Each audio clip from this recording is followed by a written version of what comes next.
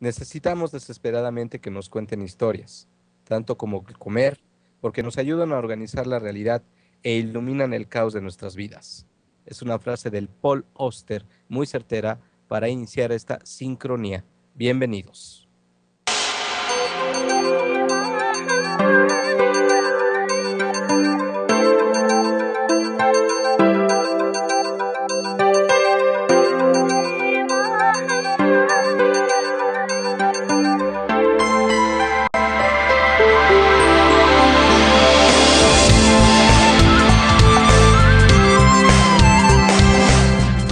Muchas gracias por estar acompañándonos hoy en Sincronía. Hoy tenemos casa llena, están nuestros 4 colaboradores tan gentiles que acceden a participar con nosotros. Y comenzamos con nuestro querido César Iglesias, se comunica en su sección, se comunica, quiero seguir hablando de los rulecitos,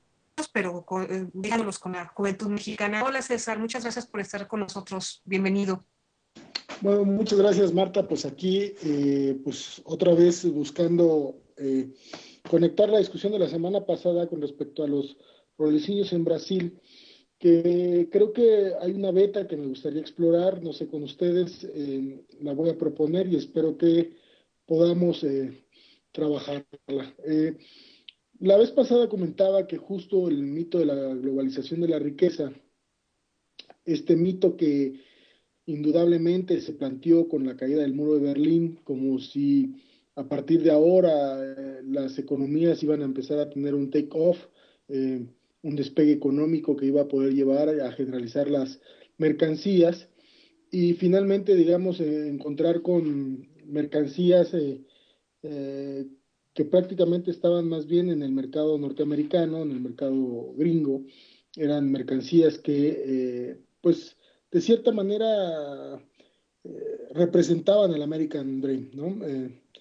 Esto que el American Dream nos mostró, los tenis Nike, la ropa Armani, Versace, este tipo de mercancías que solo pudieran ser accedidas a través de, digamos, un cierto tipo de capitalismo que fue prácticamente, quizás esa fue la versión que trataron de dar, venció en el siglo XX y salió avante, digamos, en el siglo XXI. Esta globalización de la riqueza, pues es la que, desde mi parecer, aquí podemos tener un mirador de los múltiples que se han abierto ya para entender los roleciños, estos jóvenes que buscan de una u otra manera acceder a este tipo de mercancías, pero están en la periferia. En Brasil, ¿no? Creo que esta situación de jóvenes que buscan de una u otra manera salir de las favelas, estos cinturones de miseria, que a contrapelo de que no se globalizó la riqueza, sino se mundializó la pobreza, estos jóvenes tan representativos que se produjo, perdón, en el siglo XX y que tenemos como consecuencias el siglo XXI, tiene contrapesos necesarios muy importantes, contrapesos muy importantes con este estado de bienestar que se ha generado en Brasil, digamos, de una u otra manera, sí ha habido un equilibrio en esa relación, un cierto tipo de equilibrio que no está del todo, digamos que sí hay desplazados, pero que el Estado ha buscado contener. A diferencia de lo que sucede ahí, creo que habría que entender el fenómeno que está sucediendo en México con los jóvenes, siempre lo he repetido, solo 1.8 de cada 10 jóvenes en edad de cursar la universidad lo puede hacer, la edad promedio en las cárceles es de 23 años, y existen jóvenes que están dispuestos a morir por tener, digamos, acceso a ese tipo de mercancías, y esto lo coloca muy bien los narcocorridos, digamos, un cierto tipo de violencia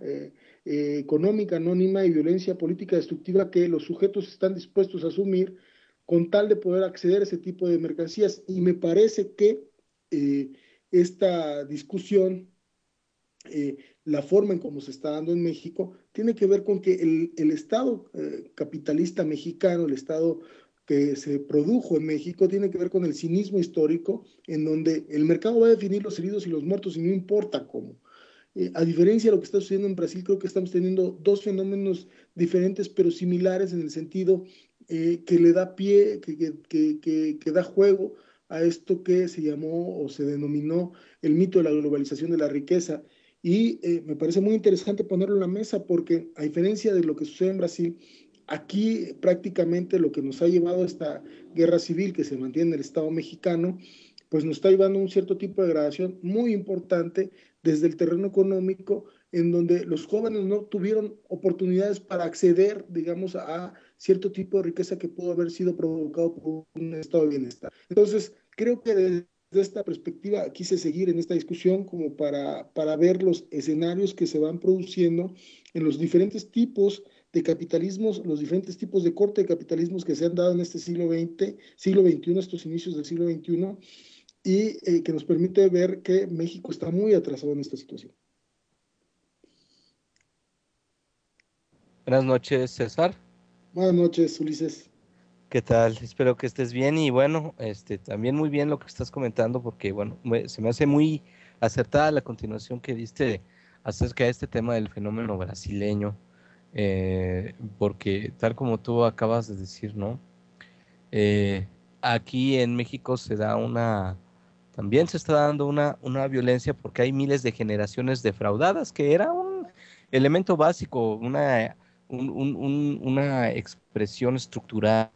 digamos, un estructural del capitalismo como tal, hacer crecer las brechas de desigualdad, sobre todo esta versión del capitalismo que tenemos últimamente, ¿no? Capitalismo avanzado, dirían algunos economistas por ahí, en donde este ensanchamiento de las brechas de injusticia y de las brechas de desigualdad, pues va generando y va generando y va produciendo cada vez más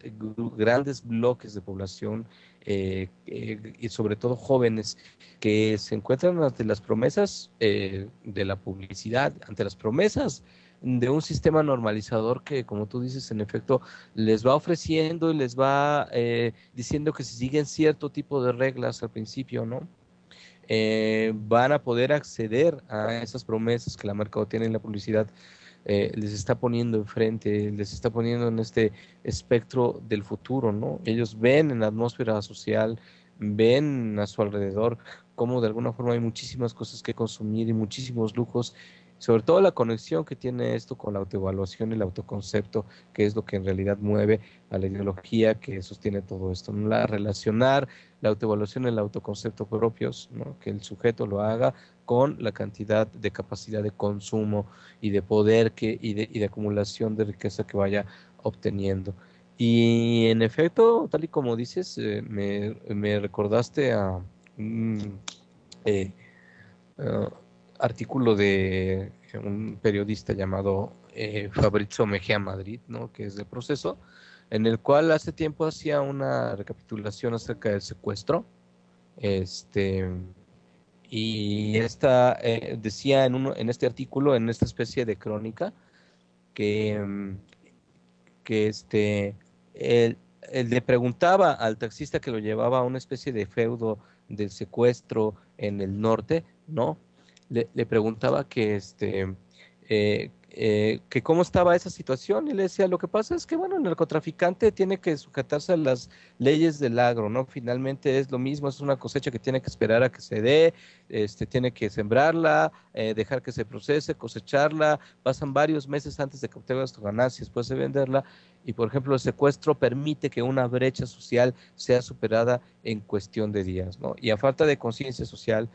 es decir, de una conciencia social que permita que este espectro de consumo de alguna manera no sea tan inoculado, no sea tan penetrante dentro de la sociedad, sino que se deje este individualismo, decir, como joven, ante la falta de oportunidades que tengo, lo que hago es de alguna forma aprender una organización colectiva que me permita superar y que permita protestar con el gobierno que está produciendo esta injusticia sin dejar también de trabajar, y es más, pidiendo precisamente eso, ¿no? Pidiendo un trabajo justo y justamente remunerado para poder vivir dignamente. Y ante la ausencia de esta conciencia social, pues empieza a dar no ya la manifestación interesante que se está dando en Brasil, aún en esta visita a la antropología y la sociología que muy bien estás haciendo, César, y que tú has comentado, sino también aquí en México, esta brecha social se empieza se se expresa más que nada en esta violencia, en esta incapacidad que tienen los jóvenes para voltear, y bueno, que ha sido inoculada por el sistema mediático también, para voltear a ver hacia el otro y organizarse colectivamente para protestar por mejores condiciones de vida y elegir la vía individualista de la violencia, que de alguna forma es lo que, como hemos estado comentando, le conviene al sistema como tal, no sé, César. Sí, Ulises, fíjate que lo que acabas de decir me parece muy interesante ver. La pregunta esencial de todo este proceso es ¿por qué eligen acceder de esta manera a las mercancías? Pero inclusive estas mercancías que se mostraron como las mercancías que deberían de utilizar todas, y justo la situación económica se las negó. Ahora el punto es que ellos arrebatan este escenario con una violencia demasiado, asumiendo una violencia que no deberían de asumir. O sea, los jóvenes pueden morir por 5,000, por 15,000 pesos, o sea, por 15,000 pesos al mes, un joven se puede volver halcón. Entonces, estas situaciones son muy diferentes, el tipo de violencia al que llegó a parar México con un estado de capitalismo cínico, del mal llamado neoliberalismo, al mismo fenómeno que también está surgiendo, digamos, de diferente manera, pero que tiene la misma raíz, en el sentido de que la mitificación de la globalización de la riqueza nunca llegó, y más bien también se está expresando en un Estado que buscó de una u otra manera garantizar a cierto sector de la población condiciones no tan adversas. Los programas como FAME Cero y este tipo de situaciones que buscaban integrar un estado de bienestar en Brasil, un nuevo tipo de, digamos, una especie de neokeynesianismo que generó que se generó a partir de Lula. Creo que esta situación debería de ponernos en cuenta que los fenómenos se están dando de manera global, de manera mundial, pero habría que analizarlos desde la perspectiva de la situación económica que los ha visto nacer. Entonces, pues, esta situación. César, muchas gracias por estar aquí, ya se nos acabó el tiempo, pero les dejo a ambos una pregunta, una situación que me viene a la mente y que quizá sea muy necesario tocar en alguna otra de nuestras sesiones. Muchas personas dicen, son pobres porque quieren, míralos, no tienen que comer, no tienen una buena vivienda, pero bien que tienen un celular, bien que tienen televisión por cable. ¿Qué les responderían tú, Ulises, a esto que plantean mucha gente, sobre todo de la derecha? Pero bueno, mejor no me contesten y en la próxima sección creo que es un tema que vale la pena, que vale la pena comentar. Y pues muchas gracias, César, y nos vemos en la próxima. Nos vemos en la próxima, Ulises, Marta. Un saludo a todos. Bye. Bye, y vámonos con música.